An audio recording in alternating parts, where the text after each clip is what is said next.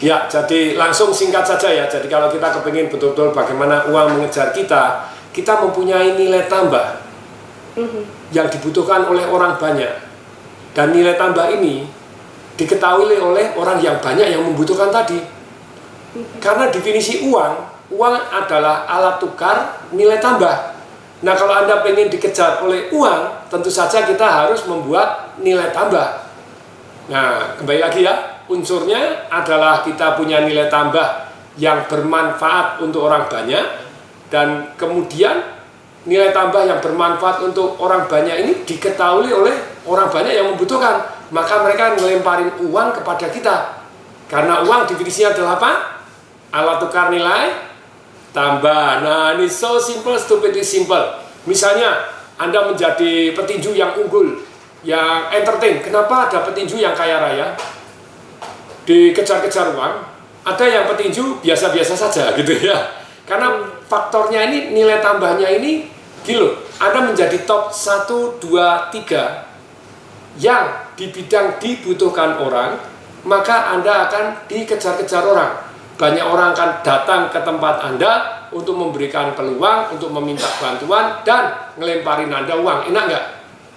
Karena kepengen ditukar dengan nilai tambah yang Anda miliki. Nah, jadi topik hari ini strategi bagaimana supaya uang mengejar kita tidak terlepas dari definisi uang itu sendiri, gitu ya. Nah, ayo silakan. Jadi tentu saja tidak semua lini, tapi kalau kita bilang, Pak Tung, bagaimana sih caranya mencari peluang gitu ya, kan tidak ada peluang ini sekarang hari ini begitu banyaknya. Itu persis seperti yang Alibaba, Jack Welch, kok Jack Welch, Alibaba, Jack Ma, karena baru baca bukunya General Electric, Jack Welch jadi konslet. Nah, Jack Ma kan cerita bahwa dia bilang bahwa wah, di dunia internet ini kok semuanya sudah dikuasai oleh orang gitu ya. Ada di dunia orang-orang kaya ini, tapi akhirnya dia punya prinsip, oh belum tahu, tunggu 20 tahun dari sekarang. Nah, tunggu 20 tahun dari sekarang. Sama persis sih, zaman dulu pada waktu saya pacaran gitu ya, ditolak gara-gara miskin gitu ya, gara-gara tidak punya duit, terus kemudian saingannya lebih banyak, ya saya cuma ngomong begitu ya, ya tunggu 20 tahun lagi dong, jangan sekarang. Kalau sekarang kan bapaknya sana yang menang kaya dari saya gitu loh ya. Menang kaya dari bapak saya, bukan sayanya. Urusannya kan memang masa lalu atau hak Tuhan yang menentukan lahir di mana, tapi kemudian hari belum tentu loh. Nah, jadi kalau Anda bilang peluang tidak ada, perhatikan ini. Jadi ketika Anda mau tahu peluang ada di mana? Nih, perhatikan. Satu, peluang misalnya bisnis atau tumbuh kekayaan itu, satu adalah dari namanya perbedaan harga. Kalau Anda peka terhadap perbedaan harga, Anda tahu dulu. Loh, berarti kan Anda bertanya, loh, kok bisa uang mengejar Anda? Karena Anda tahu di sini dengan di sana beda. Harga sapi aja misalnya. Sapi di sini 7 juta, di sana 12 juta gitu ya. Wih, ada perbedaan harga. Nah, terus Pak, kalau nggak pakai modal, nah ini lagi. Bagaimana uang mengejar Anda? Karena Anda punya strateginya. Jadi sedemikian sehingga Anda bisa menjual dulu, baru pulaan tuh. Jadi oke, DP dulu, nih bayar, nanti baru dikasihkan kepada orang jadi makelar. Makelar kan tidak pakai uang.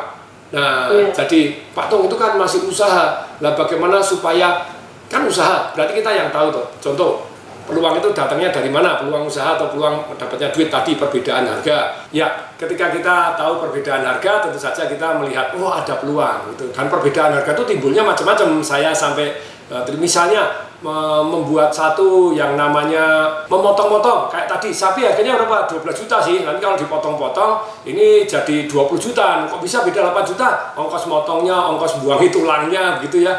Nah itu kan dari besar jadi kecil. Demikian juga misalnya teman saya itu jadi dokter ahli tusuk jarum, ngelangsingkan orang kan gitu ya. Nah dia juga jualan beras loh, beras berapa itu beras, beli 5 kiloan dibagi 100 graman. Nah tentu saja per 100 gram jauh lebih mahal. Teman saya, bukan teman juga, murid gitu ya, murid yang ikut seminar saya di Property Revolution, jadi kaflingator modal duit 2 juta dalam 1 tahun jadi 8M. nah gitu loh ya. Kok bisa? Ya karena dia melihat peluang, karena dia sudah mempunyai satu yang namanya pengetahuan, dan dia bisa ngitung caranya bagaimana perbedaan harga. Ini dia beli tanah 200 juta, itu di kafling, caranya di DP cuma 2 juta, setelah itu dipotong kecil-kecil, digambar, hanya digambar aja. Ternyata dia bisa ngitung, oh perbedaan harga nih, sebelah itu dijual satu kaflingnya 60 jutaan. Lah dia di kafling-kafling itu 40 juta, sudah untungnya 15 juta, tanpa modalnya 2 juta aja. Nah, dia beli, digambar aja, digaris, jalannya 6 meter, kanan kiri 8 meter, selisih 1 meter 1 meter, gambar rumahnya kotak-kotak, begini sudah, begini langsung dikeluarkan, nilai tambahnya diketahui orang banyak. Tadi toh, nilai tambah itu apa sih? Ingat, ada 3 lebih murah, lebih cepat, lebih bagus. Nah kalau Anda mempunyai sesuatu hal yang dibutuhkan oleh orang banyak yang lebih murah, lebih cepat, lebih bagus, dan diketahui oleh orang banyak yang membutuhkan ini, Anda dilemparin uang. Itu dilemparin uang, dia peng, dikasih duit dengan langsung laku dengan kecepatan tinggi gitu ya, kaflingnya. Itu seringkali saya suruh ngajar di property Rich Revolution saya, murid saya nih suruh nunjukin di tempatnya mana, dulu duit berapa, bagaimana dari 2 juta jadi 8M setahun. Oh ya, Anda pengen tahu ikut seminar saya property Rich Revolution, tapi seminar saya cuma setahun sekali saja gitu ya, karena saya sudah semi pensiun, mancing melulu. Pak Tung di IG mancing terus, selain mancing sebenarnya pingpong juga sih. Ya, masih siaran radio Smart FM, tapi siaran radio Smart FM sebulan cuma 2 kali, sekarang sudah mengurangi 50% semua. Nah, tapi itu jadi dia dengan ngafling gitu aja itu terjadi perbedaan harga. Karena dia tahu sebelahnya. Kok bisa tahu perbedaan harga? Karena dia mau belajar. Karena dia mau nanya, karena dia punya pengetahuan. Oh, ya di properti itu ternyata ada yang risikonya kecil ya, tapi bisa menghasilkan duit luar biasa. Pak Tung, invest dong di kripto. Ya, kripto itu kan kenaikannya luar biasa. Tidak semua kripto, darling. Kalau lihat bau-baunya ini, kripto lagi koreksi, nanti bisa naik lagi, yes. Khususnya Bitcoin, kalau sisanya yang meme coin, Trump coin, anu coin, coin, ya wes bahaya. Lu kan bisa kaya di all in. Ya, orang yang all in tadi kan dapat duit karena dia ngajar juga gitu, yang ngajar terus duitnya di all in ke sana, kemudian mulai investasi apa, ya silakan. Tapi balik lagi, salah satu untuk supaya awal uang mengejar Anda bukan dari kripto, karena itu kan Anda butuh duit, butuh modal dulu juga untuk beli gitu ya. Kita beli utang, boleh sih Pak pakai margin, you die. Berapa banyak yang pakai margin kena MC, margin call. Nah, tapi balik lagi ke di sini salah satu jenis bisnis yang membuat uang mengejar Anda, salah satunya properti. Tapi apakah properti satu-satunya? Enggak. Tapi properti adalah bidang, kalau saya pribadi adalah bidang yang saya kuasai kan gitu ya. Nah, ada juga yang jagoan jual beli perusahaan. Pak Tung pernah nggak? Pernah. Nah, kalau Anda nggak punya ilmunya, nggak bisa, Anda nggak ngerti kan gitu ya. Nah, jadi perbedaan harga, contoh yang paling sederhana tadi, bagaimana uang mengejar Anda bisa nih, sebentar, ini tanah dijual berapa, kok nggak laku-laku? Oh, dijual sekian. Kafling sebelah berapa? Kemudian Anda gambar, Anda malah bisa gambar. Loh, ini murah banget kalau dijadikan kafling, tadi toh besar jadi kecil, masih ingat? Beras 5 kiloan dari 100 graman, beli grosir dijual eceran. Nah, ini kan gini toh. Boleh nggak Anda di bidang istilahnya jualan kopi kelilingan? Boleh, tapi Anda kurang nilai tambahnya. Anda sudah beli di sana harganya sekian, Anda ecerkan, nambah air panas, harganya nambah 1.000, untung 1.000, tapi kurang gede gitu, maksudnya faktor kalinya kurang gede, marginnya ya margin sih bagus persentase, tapi kan jualannya berat gitu, Anda jualan keliling naik kendaraan atau jualan kopi ya oke, masih lumayan. Tapi kalau Anda coba bayangin dengan ngaflingator gitu ya, jadi cuma 2 juta jadi 8 miliar, kok bisa? Ya tadi begitu di kafling bem, dijual langsung. Dan diketahui orang banyak. Perhatikan, Anda punya nilai tambah ada apa? 3, tolong diketik dong, ditulis. Saya semuanya yang belajar ngetik, jangan cuma dengerin lo Pak, sorry Pak, saya lagi nyetir. Kalau lagi nyetir minggir dulu lah, belajar dulu, ilmu ini penting gitu ya. Jadi 2 juta ngasih DP aja dia. Ada yang tanpa DP, wah berkali-kali ini tanpa DP, tidak pakai modal, berarti modalnya pengetahuan. DP dulu 2 juta, setelah itu di kapling-kapling, karena dia tahu perbedaan harga di sana 60 juta, dia bisa jual 40-50 juta, tentu saja lebih murah. Dan diketahui oleh orang-orang yang butuh properti, dia keluar-keluar pakai baliho, dimasukkan website, dimasukkan begini, boom, langsung dalam berapa, 1 bulan atau berapa, 2 bulan sudah sold out, untung 200 juta. 200 juta dia mulai DP yang lebih besar, gitu ya, DP-nya 20 juta untuk yang 800 jutaan, untung lagi, jadi sekian. DP lagi 40 juta, duitnya itu hanya untuk DP aja. Pak Tung, bisa nggak DP tanpa DP? Bisa, itu pelajaran di Property Revolution. Kalau punya ilmunya, modal martabak aja bisa menghasilkan duit miliar-miliaran. Nah, tapi kembali lagi, Pak itu kan kerja. Iya, begitu kerja sebentar, duitnya beda sama orang lain. Bagaimana orang kaya bisa ribuan kali lebih cepat dibanding orang biasa dalam profesi yang sama? Karena nilai tambah yang dibutuhkan oleh orang banyak tadi diketahui oleh orang banyak. Kalau tidak diketahui oleh orang banyak, bagaimana uang mengejar Anda? Emangnya orang mau beli produk dan jasa Anda lemparin pakai kebatinan? Nggak bisa. Bisa sih produk dan jasa Anda yang Anda jual tidak diketahui, tapi Anda uang bisa mengejar Anda. Kok bisa? Nah, karena sudah punya passive income. Deposito Anda segede gaban, ya Anda tidur bunganya doang lari ke tempat Anda kan? Ya, tapi balik lagi perbedaan harga satu peluang ya, sudah mulai cukup jelas gitu ya. Anda bisa ngitung, tahu perbedaan harga, mendadak uang mengejar Anda.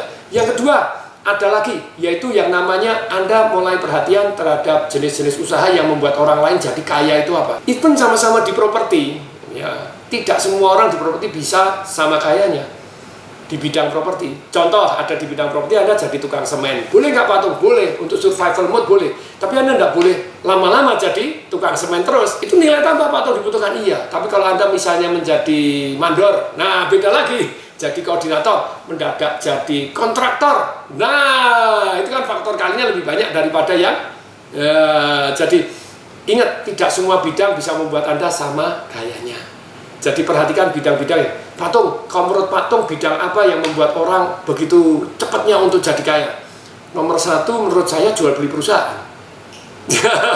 Properti itu baru nomor dua gitu ya. Ya kalau jual beli perusahaan seperti Mas Sandiaga Uno, Pak Hari Tanu gitu, Om Rosan sekarang yang pegang Danantara itu old friend gitu ya, teman-teman lama yang teman-teman yang luar biasa dahsyat. Karena nah, ini ada yang bilang, Pak Tung gimana Jakarta tanah udah gila-gilaan harganya. Satu, bedanya saham dengan tanah, saham itu harganya standar. Pada waktu hari itu harganya 8.600 misalnya, harga saham BCA misalnya, ya seluruhnya harganya 8.600 di saat yang sama. Tapi kalau properti, no, selalu ada orang yang jual miring. Iya atau enggak? Dan kalau ada istilahnya sudah tahu ilmunya, enggak urus Anda yang nyari. Kayak saya kan bukan saya yang nyari. Yang nyari murid-murid saya ngajar Property Revolution. Oke, saya tanya, siapa yang mau saya modalin? Ya, tolong dijawab nih di sini, di YouTube-nya Smart FM, di IG saya, siapa yang mau saya modalin? Ketik dong, saya. Ngetik aja nggak mau, ya gimana bisa sukses Anda? Saya modalin. Nah, Pak Erick Thohir, ya kalau dari dulu Pak Erick Thohir kan bapaknya sudah lumayan kaya gitu ya Pak Erick Thohir, tapi dia juga sama jual beli perusahaan gitu ya. Korupsi gimana nih Pak Aciang? Bisa sih ada korupsi, tapi kan biasanya problemnya orang korupsi atau yang nyuri itu biasanya problemnya itu dia mendapatkan nikmatan dan tidak ketahuan. Korupsi kecil-kecilan tidak ketahuan. Begitu ketahuan akhirnya sudah terlanjur besar itu ya, hukuman mati, hukuman penjara seumur hidup kan, repot itu ya. Nah, tadi saya baru tanya apa? Yang siapa yang mau saya suruh ketik saya tadi pertanyaannya apa? Pak Tong, nyari peluangnya, nyari propertinya gimana? Loh, karena saya dengan senang hati ngajar, maka banyak murid-murid saya tahu peluang. Karena dia tahu peluang, kanan kiri, tidak punya modal, nyari Pak Tung aja deh. Nah, saya modalin tuh. Bagi hasil dengan Tung Separingin enak tuh. Nah, jadi ada orang bilang, beli properti tidak pakai modal. Salah satunya ada yang modalin. Yang modalin siapa? Tung Separingin, enak tuh.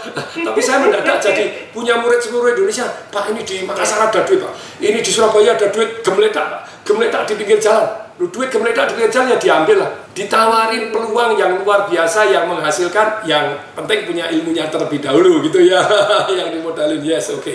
Nah nih, Anda ikut Property Revolution saya selalu dengan senang hati murid-murid saya yang hitungannya 4 sehat 5 sempurna seperti yang saya mau, dia tahu, nah kita bisa kerjasama. Nggak usah yang gede-gede, wah senangnya mau ribuan hektar gitu-gitu ya. Enggak lah, bangun 1 ruko, 2 ruko, nemu 1 M, 2 M kan seneng tuh.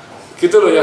Contohnya begini, yang namanya Too Good To Be True itu sebetulnya kita sudah menjajaki atau belum, melihat atau belum, tahu atau belum. Kalau Anda dijelaskan udah, oh ya betul sih, enggak Too Good To Be True. Kayak tadi Kaflingator tadi modal 2 juta, untung 200 juta, sudah cukup jelas lah. Terus bisa tidak pakai modal, salah satunya saya modalin, bisa toh. Kita bagi hasil, yang penting masuk hitungannya toh. Oh mendadak bukan Too Good To Be True lagi. Tapi misalnya satu hari ada satu orang tuh jadi ketua yayasan di sebuah sekolah gitu ya, kemudian Pak Tong bantu untuk meningkatkan kurikulum. Oh dengan senang hati, itu kan cita-cita saya. Jadi bahkan pada waktu 3 menteri pendidikan sudah saya kontak dan pernah diundang 2 kali, 1 menteri pendidikan karena ke presidennya cukup akrab pada waktu itu, kemudian ternyata tidak ada perubahan juga. Nah, terus kemudian yang terakhir ini Pak Wapres kan pernah ikut seminar saya zaman dulu, masih kecil gitu, ikut seminar saya. Terus kemudian dia kan juga nyuratin Menteri Pendidikan dan tidak direspon. Kemudian saya di IG-nya saya komen, mestinya kita belajar dong, cara belajar, cara kecerdasan keuangan juga, cara begini semuanya, yang ilmu berpikir, ilmu mengambil keputusan, ilmu mencari pekerjaan, ilmu menciptakan lapangan pekerjaan tanpa harus punya banyak duit, caranya seperti apa. Nah, jadi ditanggapin langsung, ya nanti kami kirim tim. Nah, salam dahsyat gitu ya. Terus kemudian, tapi tidak dikirim-kirim tim. Jangan-jangan kaget, jangan-jangan dia tidak tahu konteks saya, kan sebetulnya handphone pribadi saya juga punya sama Mas Wapres. Tapi kelihatannya sama sih seperti Pak Jokowi, begitu naik sudah enggak. Kelihatannya etiknya enggak boleh WA pribadi dibales apa enggak boleh. Nah, terus kemudian ya lapor ke Mas gitu ya. Terus kemudian di IG berapa kali saya WA, ternyata belum. Nah, belum sampai hari belum dikontak tipsnya untuk memasukkan materi-materi yang bermanfaat. Nah, tapi kan saya sudah punya platform materi-materi ini, termasuk kecerdasan keuangan. Nah, yang ketua yayasan tadi menghubungi kan ketemu saya, Pak Tong, oke, dengan senang hati. Terus kemudian tak kasih surat saya kepada Menteri Pendidikan zaman dulu bahwa tentu perlu kecerdasan keuangan gini. Langsung orangnya tidak setuju. Bapak, itu untuk universitas. Kalau kami kan dari SD sampai SMA, janganlah diajarin kecerdasan keuangan. Itu nanti orang jadi mata duitan, jadi begini. Aduh. Nah, itu kan berarti kan menghakimi terlebih dahulu. Iya. Belum mendengarkan. Kemudian saya cerita, begini loh. Pelajaran kecerdasan keuangan itu termasuk salah satunya adalah pelajaran untuk amal. Untuk berbakti sama orang tua juga, itu kecerdasan keuangan. Kalau cerdas secara keuangan itu kalau tidak dari kecil sudah terlanjur besar, watak sudah timbul, watak pelitnya sudah timbul. Kalau dari kecil diajarin sosial, uang itu kita punya itu happy money itu ada 3. Satu, happy ketika kita menghabiskan atau menggunakan. Itu 97% orang nggak usah belajar, pintar sekali. Tapi 3% orang harus belajar karena yang pelit melilit, gutil metitil, nyiret keceret gitu ya. Ya kata orang Jawa, keceret itu kalau ke belakang keceret keluar di celana itu keceret gitu ya. Nah, kalau banyak kecorot gitu ya. Tapi balik lagi, happy money yang kedua itu adalah bisa amal. Bisa amal itu ternyata 60-70% orang di Indonesia mesti pernah amal. Nggak usah diajarin. Tapi 30-40% ya tetap harus belajar, kan tidak semua orang bisa amal.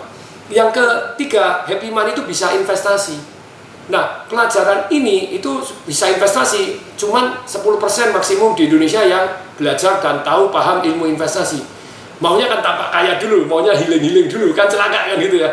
Jadi kalau dari kecil diajarin tentang aset alokasi, tentang jadi jatahnya untuk amal ya diamalkan, terus kemudian belajar untuk membuat nilai tambah, mulai bermanfaat, tidak boros-boros, itu dari kecil. Nah, tapi sampai sekarang beliaunya tidak menghubungi lagi. Mungkin enggak, cara saya kurang pas gitu ya. Karena menjawab gini loh Pak, jadi secara ini saya setuju bahwa diajarkan hati-hati mengajarannya, materinya, pengajarannya tentu saja berbeda. Termasuk saya kasih contoh, pelajaran tentang seks. Ya, kelas 3 SD kan sudah diajarin tentang perbedaan seks, tapi kan pelajarannya beda, laki sama perempuan bedanya apa, menstruasi apa, mimpi basah apa, it's beautiful. Kan tapi tidak diajarin 36 jurus Kama Sutra kan enggak gitu loh ya, gaya aja kan enggak usah dulu, sembarangan amat. Demikian juga, jadi levelnya masing-masing kecerdasan keuangan itu dari, tapi kecil lah sudah mulai diajari. Tapi sungguh sayang ya, enggak ada pelajaran kecerdasan keuangan sampai S3. S3, kalau saya salah tolong, S3 Finance. Contoh misalnya, kalau saya gitu ya, Presiden Republik Indonesia mau membebaskan tanah, zaman dulu kan ganti untung, zamannya Pak Jokowi. Kalau sekarang kelihatannya tidak difokuskan di infrastruktur gitu ya, fokusnya makan gratis loh, silahkan. Tapi fokusnya presiden kan masing-masing ya, kita dukung sampai ternyata tidak bermanfaat ya kita harus ngomong kalau misalnya begini.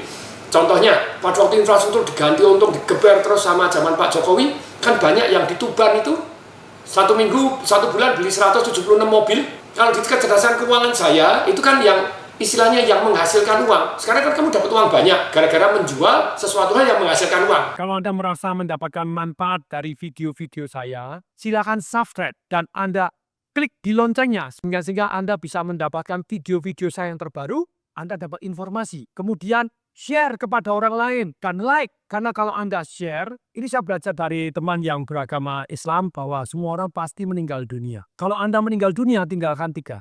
anak yang soleh yang mendoakan orang tuanya baik, kemudian amal jariahnya, kemudian 3 ilmu yang bermanfaat. Kalau Anda share ilmu ini kepada orang lain, dan ternyata orang lain bisa mendapatkan manfaat, kita mendapatkan pahala walaupun kita sudah tidak ada. Jadi please share kepada orang lain dan like.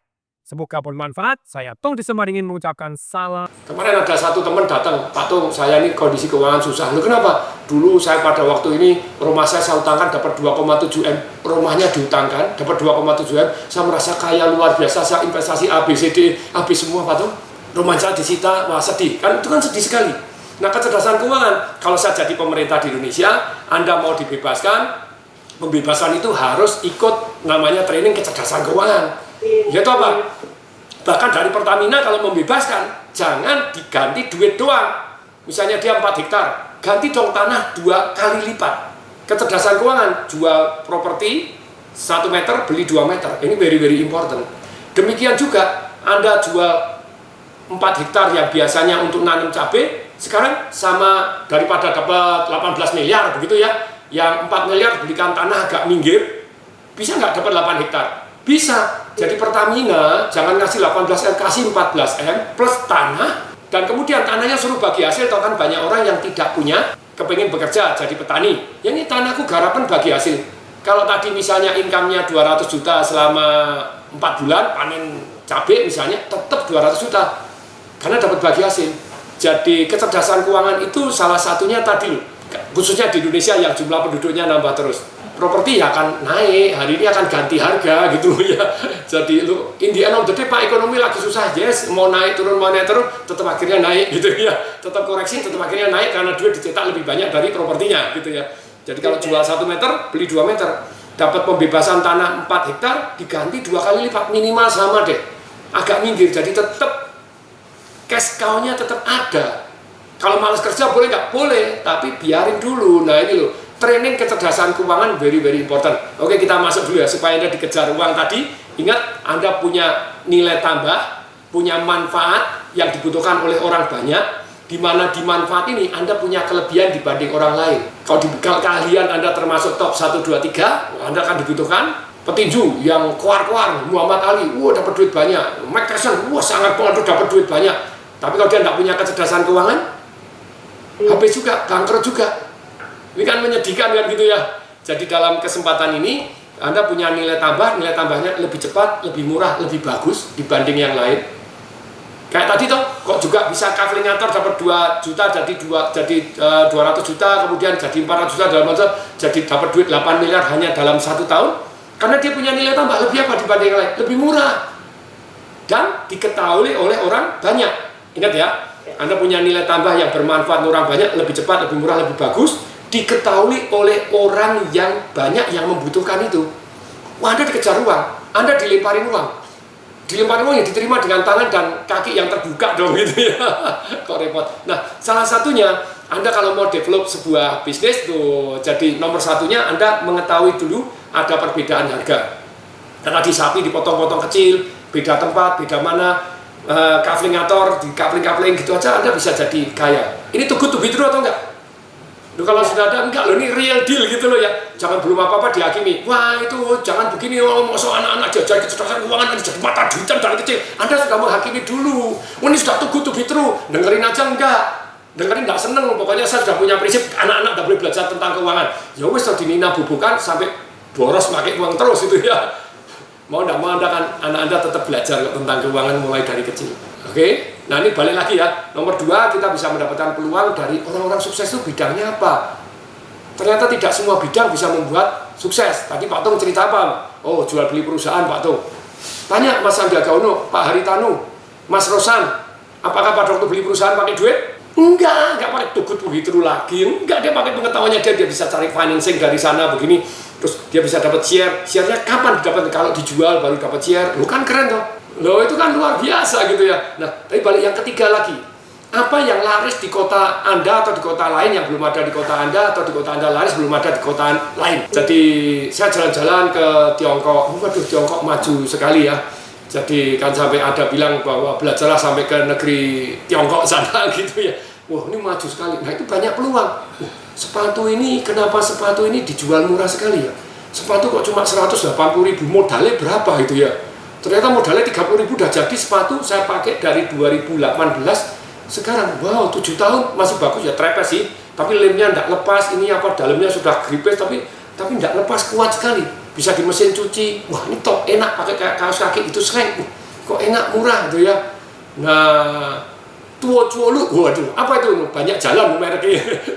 Waduh, mereknya, ya boleh nggak mereknya diganti lain? Boleh. Terus kemudian pembangkit tenaga listrik, pakai kayak bukan tenaga angin gitu ya, jadi pakai seperti contong kertas gitu, kecil bawahnya bisa, langsung muter gitu, kok luar biasa. Terus kemudian apalagi, stem cell apa ya, jadi mana yang sudah ada yang belum ada di tempat yang lain, kenapa tidak? Kemarin saya ketemu Dr. Chang gitu ya, Dr. Chang itu ahli transplant liver pertama di Indonesia.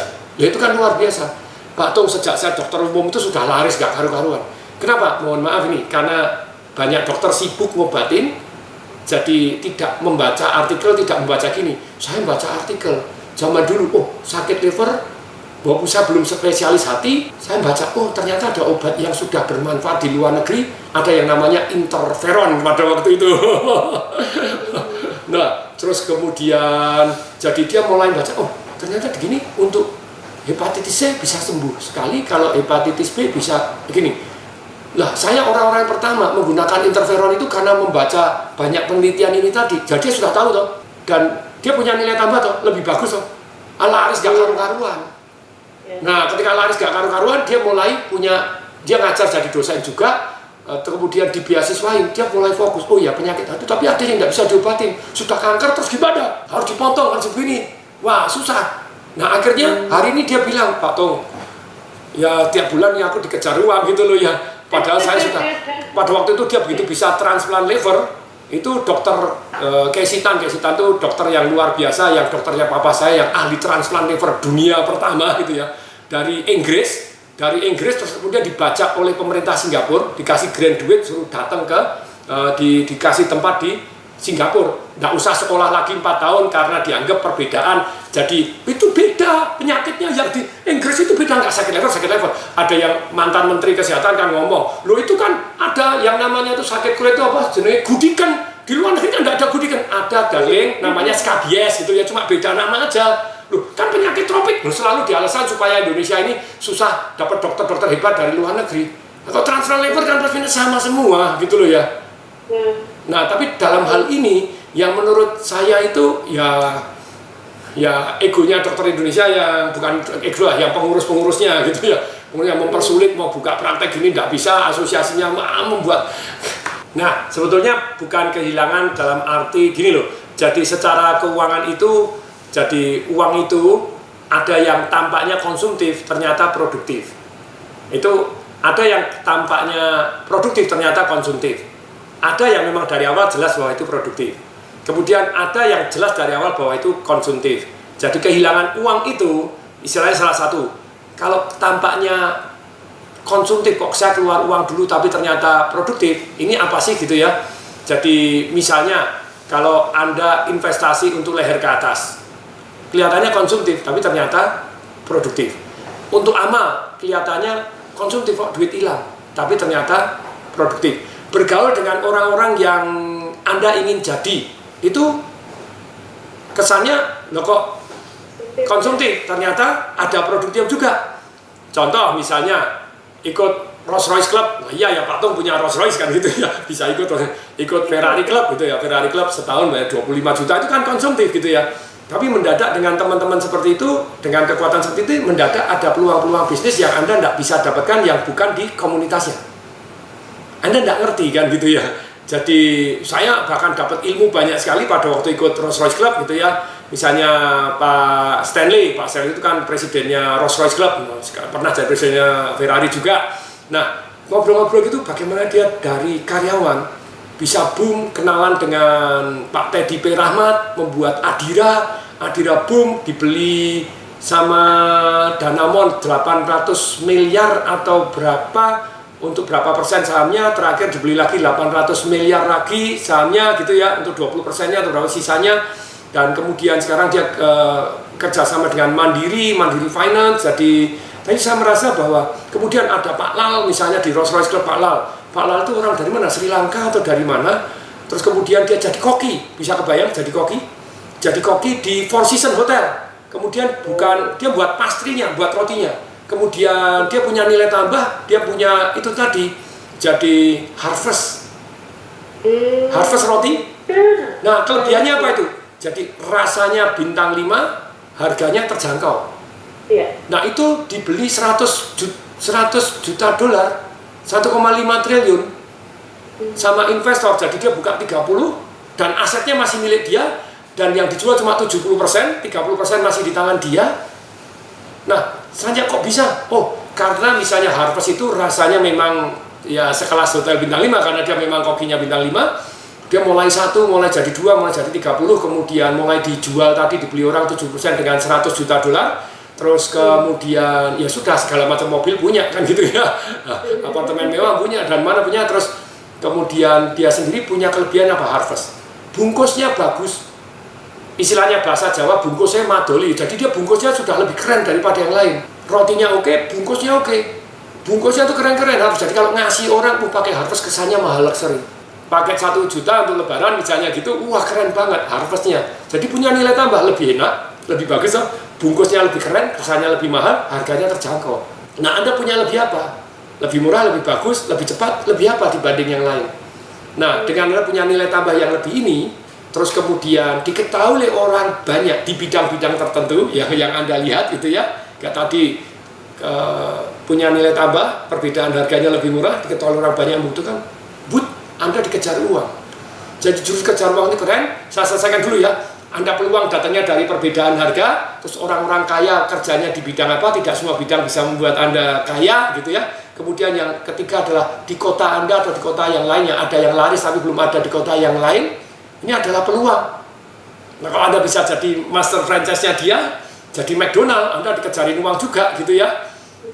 Nah, tapi balik lagi, terus kemudian perbedaan harga, kemudian begini yang laris, terus kemudian di kota negara lain mana yang bagus?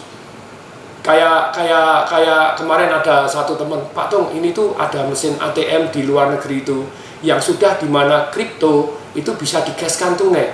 Ya tentu saja ada marginnya karena kripto kan naik turunnya luar biasa. Nah, kenapa enggak Anda ajak kerjasama di Indonesia? Indonesia salah satu pengguna kripto yang banyak, salah satu yang membangkrutkan banyak orang juga ketika pakai margin.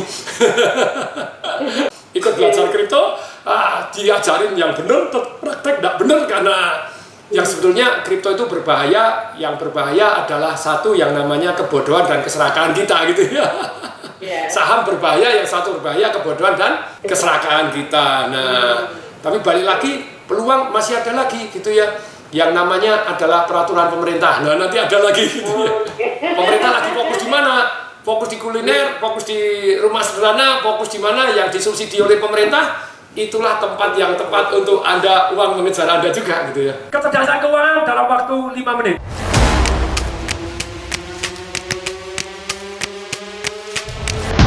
Kenapa orang yang miskin makin miskin, yang kaya tambah kaya, yang menengah tidak kaya-kaya?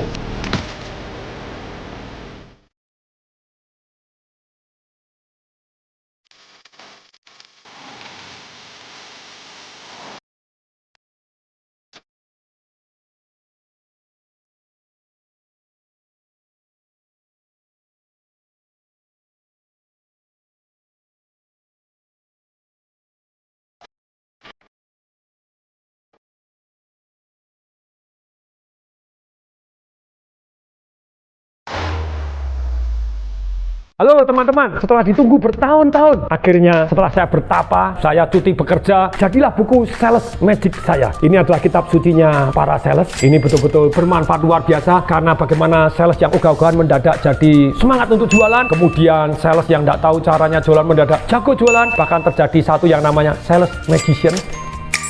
dari tidak mau beli jadi beli, kemudian mendadak orang berbondong-bondong beli produk dan jasa Anda karena salesnya keren, top marko, top jos marko jos. Nah, ini 258 halaman, so many testimoni yang dahsyat luar biasa, dan ada gambar-gambarnya menarik, enak sekali dibaca. Minimal 258 halaman, bisa jadi saya tambah karena tadi baru ada beberapa materi saya add on lagi. Nah, ini kita akan jual seharga Rp258.000. Silakan Anda klik di bawah ini, semoga bermanfaat. Saya Tung Desa Paringin mengucapkan salam dahsyat.